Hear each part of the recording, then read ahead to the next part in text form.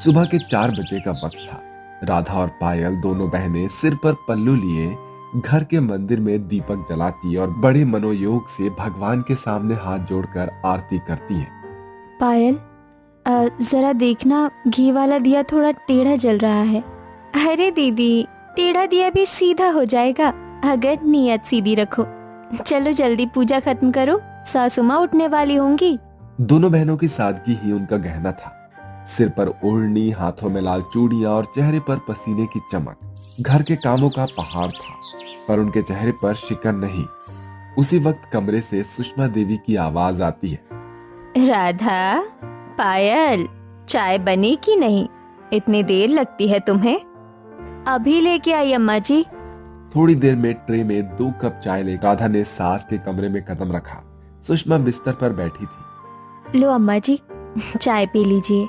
सुषमा ने कप लेते हुए राधा को ऊपर से नीचे तक देखा और फिर बोली, गवार कहीं की, ये साड़ी कितनी पुरानी लग रही है। कुछ ठीक ठाक पहना करो, अब तुम इस घर की बहू हो। अम्मा जी, आज तो बस पूजा की थी, सो वही पहन ली। हाँ, पूजा भक्ति तो खूब आती है तुम दोनों को, पर थोड़ा शहर की तरह रहना सीखो। अब जमाना बदल गया है। रसोई में पायल पहले से पराठे बेल रही थी। दीदी, फिर अम्मा जी ने कुछ कहा क्या? कहना तो उनका रोज का काम है। चलो अब नाश्ता तैयार करते हैं, हमारे पतियों को घर में 6 ऑफिस के लिए देर हो जाएगी। इस घर में 6 लोग रहते थे। मनोहर लाल, उनकी पत्नी सुषमा, 4 बेटे और 2 बहुएं। राधा और पायल दोनों बड़े बेटों की पत्नियां थी, विनोद और मोहन की। दरअसल मनोहर लाल ने ही गांव में रहने वाले अपने गरीब दोस्त रामू की बेटियों की शादी अपने 2 बड़े बेटों से कराई थी। इस शादी से सास सुषमा कुछ खास खुश नहीं थी। वो चाहती थी कि उसके घर में पढ़ी लिखी मॉडर्न लड़कियां बहू बनकर आएं और साथ में अच्छा खासा दहेज भी लाएं। इसी के साथ विनोद, मोहन भी पायल राधा को कुछ खास पसंद नहीं करते थे। कुछ महीनों बाद सुषमा ने मनोहर लाल से कहा, ओढ़नी में लिपटी रहती हैं। अब सोचिए, हमारे बेटे तो ऑफिस में बड़े अफसर हैं, उनको भी तो अपने बराबर की बहुएं चाहिए ना। ठीक है, जैसा ठीक समझो। कुछ ही महीनों में धूमधाम से शादी हो जाती है। घर में बहुएं आई, दोनों मॉडल, सोशल मीडिया इन्फ्लुएंसर। एक का नाम तन्वी कपूर तो दूसरी का नाम सनाया मेहरा। जब शादी के बाद घर आई तो पूरा मोहल्ला देखने उमड़ पड़ा। दोनों ने हैवी डिजाइनर लहंगे पहने थे, हीरो के गहने, महंगी खुशबू और चेहरे पर कैमरा रेडी मेकअप। राधा और पायल ने थाली में आरती और कलश रखकर स्वागत किया। अंदर आइए बहन जी, घर में लक्ष्मी आई है आज। व्हाट? बहन जी नहीं, तन्वी कहिए। सनाया ने कैमरे में सेल्फी लेते हुए कहा। ओह माय गॉड, ये लाइटिंग कितनी खराब है, मुझे तो यहाँ रिंग लाइट लगवानी पड़ेगी। बिल्कुल लगवा लो बेटा, जो चाहिए वो होगा। तुम दोनों घर की रौनक बढ़ाने आई हो। राधा और पायल एक दूसरे की ओर देखकर मुस्कुरा दिए। मन ही मन कहा, रौनक बढ़ाने आई है या चैन छीनने? राधा और पायल ने एक दूसरे की ओर देखा और चुपचाप रसोई में चली गई। शादी के अगले दिन दोनों ही मॉडर्न बहू दोपहर में सोकर उठती हैं और छोटे कपड़ों में सीधा सुषमा के पास जाती है। मॉम, हमें अपने इंस्टाग्राम वीडियो बनाने हैं तो हमें अलग स्टूडियो चाहिए। लाइट्स, बिग ड्रॉप और शूटिंग स्पेस। अरे कोई दिक्कत नहीं बेटा, ऊपर वाला कमरा खाली है, उसे सजा लो। थैंक्स मॉम, और हमें थोड़ी प्राइवेसी चाहिए, कोई हमें डिस्टर्ब ना करे। बिल्कुल, तुम लोग जैसे चाहो वैसे रहो। राधा और पायल नीचे से ये सब कुछ सुन रही थी। दीदी, हमें तो अपने कमरे का पर्दा तक बदलने को नहीं मिला था और इन्हें पूरा कमरा स्टूडियो बनाने को मिल गया, क्योंकि उनके पास पैसा है बहन, और हमारे पास सिर्फ संस्कार। ऐसे ही वक्त बीतता है और अब कुछ ही दिनों में दिवाली का त्योहार आने वाला होता है। सुषमा देवी ने दोनों गांव की बहुओं को अपने पास बुलाया। राधा, पायल, दिवाली आने वाली है, इस बार सब तैयारी तुम्हें ही करनी होगी। घर की सफाई, दीवारों पर रंग रोगन, पूजा का सामान सब संभाल लेना। जी अम्मा जी, जैसा आप कहें। और सुनो, तन्वी और शनाया को मैं शॉपिंग के लिए लेकर जाऊंगी। दोनों को अपने लिए ड्रेस, ज्वेलरी और मेकअप का सामान लेना है। आखिर हमारे घर की शान है वो। अम्मा जी, हम दोनों के लिए कुछ लाना हो तो? तुम लोगों को क्या चाहिए? मैंने 2-2 हजार रुपए रखे हैं, उसमें अपनी जरूरत देख लेना। तुम तो साधारण साड़ी में ही अच्छी लगती हो। दोनों बहनों ने सिर झुका लिया, पर मन के भीतर चुभन रह गई। तभी तन्वी सनाया नीचे आई। बेटा तन्वी, चलो शॉपिंग के लिए निकलते हैं। मॉम, आज तो मेरा ब्रांड शूट है, लेकिन कोई बात नहीं, मैं रास्ते में रील बना लूंगी। शनाया ने तुरंत अपने मोबाइल में कैमरा ऑन किया। हाय फ्रेंड्स, आज हम चल रहे हैं दिवाली शॉपिंग पर अपनी सासू माँ के साथ। देखते हैं फिर क्या क्या खरीदते हैं। सुषमा मुस्कुरा दी। उन्हें गर्व हो रहा था कि उनके घर की बहुएं मॉडर्न हैं। सुषमा पहली बार किसी बड़े मॉल में शॉपिंग करने आई थी। चारों तरफ चमकदार कपड़े, ब्रांडेड परफ्यूम, ऊंची हील्स और रोशनी। मॉम, मुझे वो लाल वाला लहंगा चाहिए जो मनीष मल्होत्रा कलेक्शन का है। कितने का होगा बेटा? बस 1.5 लाख का है मॉम। क्या? 1.5 लाख में तो गांव में पूरा घर रंग रोगन हो जाएगा। ओह मॉम, मैं तो अपने इंस्टा फोटोशूट के लिए अलग ड्रेस भी लूंगी। सुषमा मुस्कुराने की कोशिश कर रही थी, पर अंदर से मनोहर लाल के ख्याल से घबरा रही थी। इधर घर पर राधा और पायल ने झाड़ू पोछा, रसोई की सफाई और कपड़े धोने के बाद दीवारें पोछी। वहीं दूसरी तरफ तन्वी और सनाया दोनों हाथों में शॉपिंग बैग लिए घर लौटती हैं। ये रहा डिजाइनर लहंगा, ये हायर ब्रांड के झुमके और ये मेरा मेकअप किट। और हाँ, शनाया ने खुद के लिए 3 जोड़ी हील्स भी हैं। सनाया ने कैमरा ऑन करते हुए कहा, हेलो फैंस, दिवाली लुक के लिए हम तैयार हैं, अब बस शूट करना बाकी है। राधा और पायल ये सब देख रही थी। दीदी, इन्हें शॉपिंग के नाम पर त्योहार की भावना से ज्यादा शो ऑफ की चिंता है। हाँ, दिवाली इनके लिए सिर्फ कैमरे की दिवाली है, हमारे लिए तो घर की लक्ष्मी का स्वागत करने का दिन है। अगले दिन से सुषमा ने घर की सारी तैयारी राधा और पायल की जिम्मेदारी छोड़ दी। राधा, आंगन की दीवारों पर रंग करा देना, और हाँ, पूजा की थाली, दिए और मिठाई भी देख लेना। जी अम्मा जी, पायल और मैं सब संभाल लेंगे। राधा और पायल ने घर के आंगन में झाड़ू लगाई, दीवारों पर गोबर और मिट्टी से लिपाई की और फिर गेरू से रंगोली बनाई। दीदी देखो ना, हमारे हाथों में सौंधी खुशबू आ रही है मिट्टी की, और वही मिट्टी घर को महकाती है। देखना, जब ये दिए जलेंगे ना तो पूरा घर चमक उठेगा। उसी वक्त मनोहर लाल बाहर से लौटे। उन्होंने आंगन देखा, साफ सुथरा, फूलों से सजा, दरवाजे पर आम की पत्तियों का तोरण। उन्होंने खुश होकर कहा, वाह बेटियों, तुम दोनों ने तो घर को मंदिर बना दिया। बाबूजी, दिवाली भगवान को घर बुलाने का दिन है, तो सोचा घर को साफ सुथरा रखें। सच में तुम दोनों ही इस घर की असली रौनक हो। अगले दिन दिवाली का दिन था। तन्वी और सनाया सलों पहुंचे। मॉम ने कहा है पूजा की तैयारी करनी है, लेकिन पहले हमें फेशियल करवाना पड़ेगा, आखिर दिवाली रील शूट करनी है।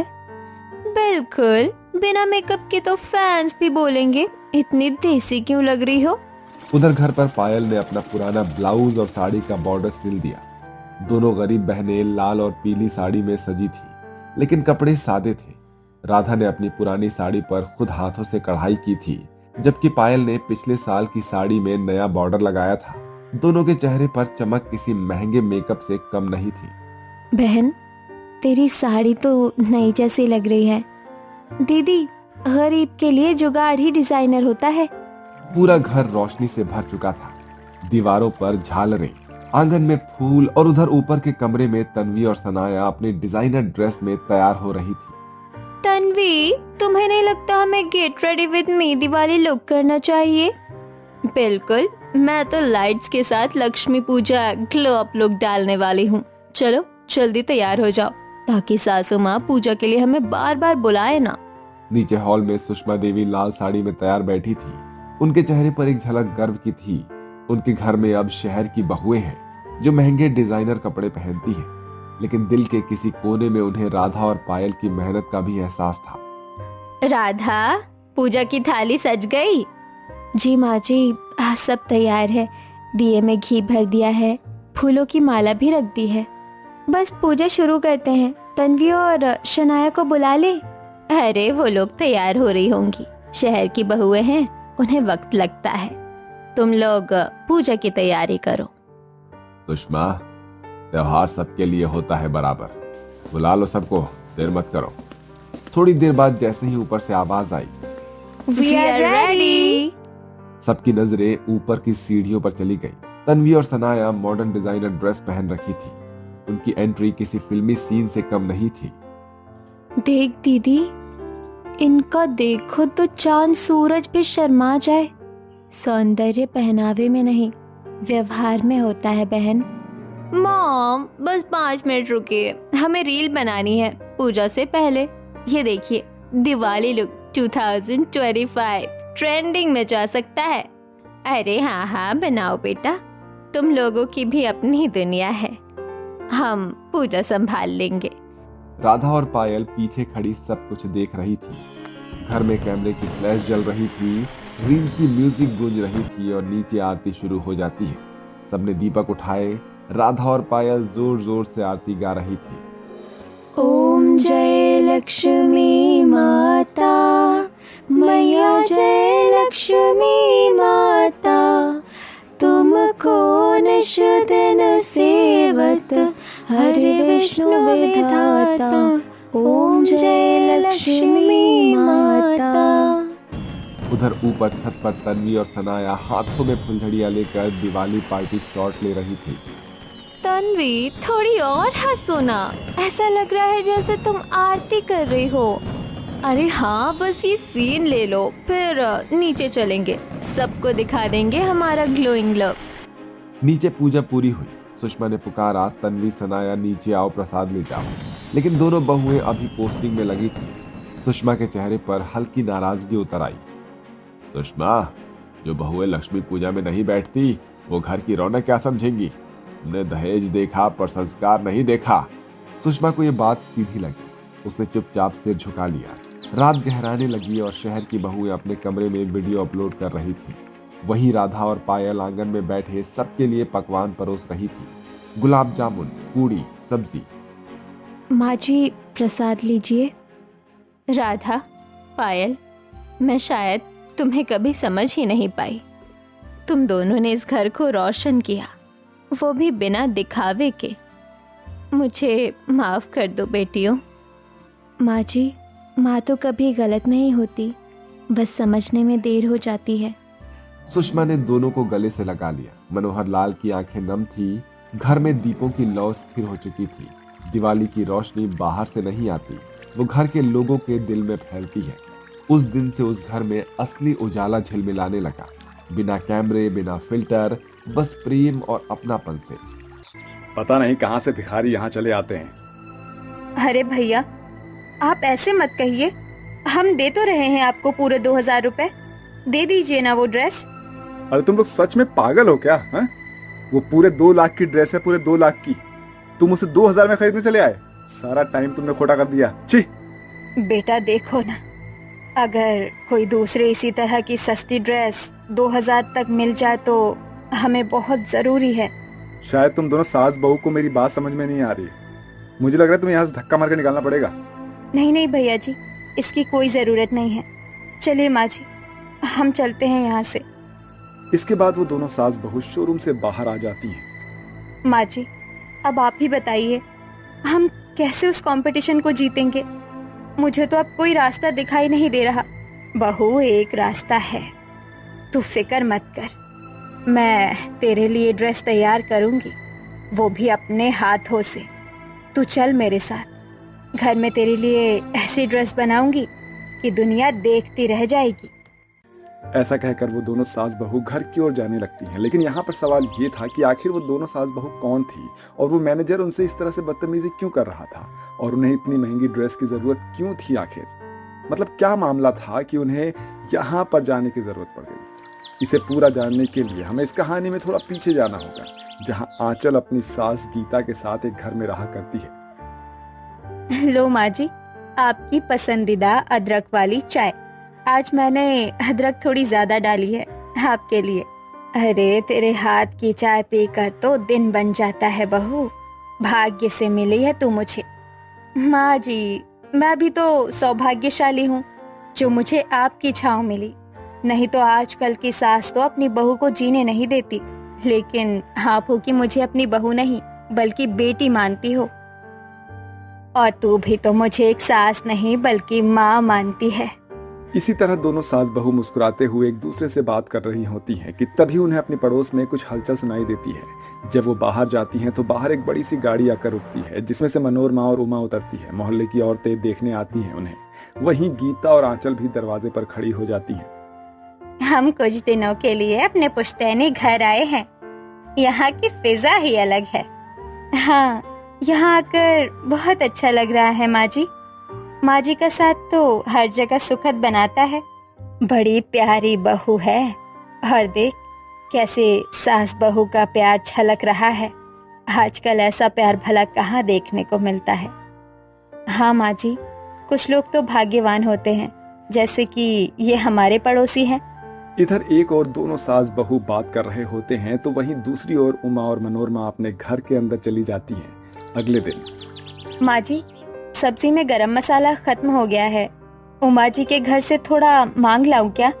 इसी बहाने उनसे थोड़ी बातचीत भी हो जाएगी और हम उन्हें थोड़ा जान भी लेंगे। हाँ बेटी, जा ले आ और कह देना जल्दी लौटा देंगे। अब जा रही है तो ज्यादा समय मत लगाना। यहाँ तुझे सब्जी भी बनानी है ना? जी माँ जी। ऐसा कहकर आंचल उमा के घर जाने लगती है। अब आंचल उमा के घर पहुंचती है तो दरवाजे के बाहर उसे अंदर से बहस करने की आवाज आती है। आंचल दरवाजे पर ही रुक जाती है। हर बार कहती हूँ कि चाय में दूध कम डाला कर, लेकिन तुझे समझ में नहीं आता। तुझे तो ऐसा लग रहा है जैसे हमारा खुद का डेयरी फार्म हो। अरे जितना जरूरी हो उतना ही दूध डालेगी ना इसमें। आपको कोई काम मेरा पसंद नहीं आता। हर बात पर ताना क्यों देती हैं आप? अरे कभी तो प्यार प्रेम से बोल लिया कीजिए। आंचल ये सब सुनकर चुपचाप अपने घर पर लौट आती है और चुप रहती है। क्या हुआ बहू, मसाला नहीं मिला? माँ जी, अंदर कुछ बहस हो रही थी, मुझे ठीक नहीं लगा मांगना और अंदर जाना। अच्छा किया बेटी, कोई बात नहीं, बिना मसाले के ही बना लेंगे। एक दिन बिना मसाले की सब्जी खा लेंगे तो कुछ बिगड़ नहीं जाएगा। एक दिन मोहल्ले में सब्जी वाला आता है और सभी औरतें मिलकर सब्जियां खरीद रही होती हैं और एक दूसरे से बातें कर रही होती हैं। मेरी बहू तो बहुत समझदार है, घर की हर जिम्मेदारी खुद ही निभाती है। और माँ जी तो मेरी सबसे अच्छी दोस्त है। माँ जी 1 किलो भिंडी भी ले लीजिए, मुझे आज भिंडी खाने का बहुत मन कर रहा है। अरे क्यों नहीं भैया, 1 किलो भिंडी भी तोल दीजिए। सच बताऊं तो मैंने आज से पहले ऐसी सास बहू की जोड़ी कभी नहीं देखी है। तो इतने प्यार प्रेम से रहती हो। नहीं तो एक मेरी बहू है जो मेरा दिन भर जीना हराम कर देती है। वही तो, लेकिन एक मेरी बहू है जो मेरा बहुत ख्याल रखती है।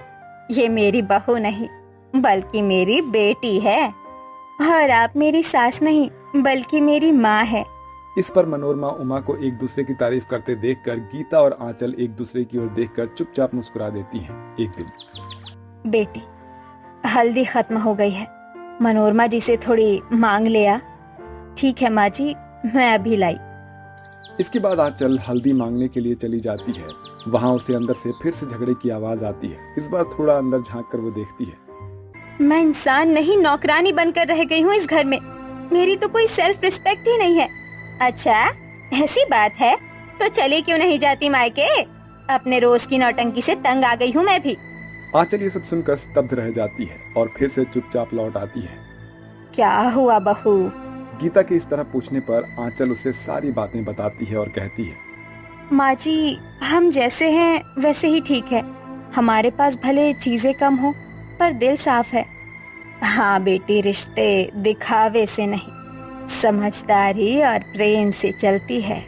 दिखावे की जिंदगी ज्यादा दिनों तक नहीं टिकती। जी माँ जी, हमने कभी बाहरी दुनिया को दिखाने के लिए एक दूसरे से अच्छा व्यवहार नहीं किया।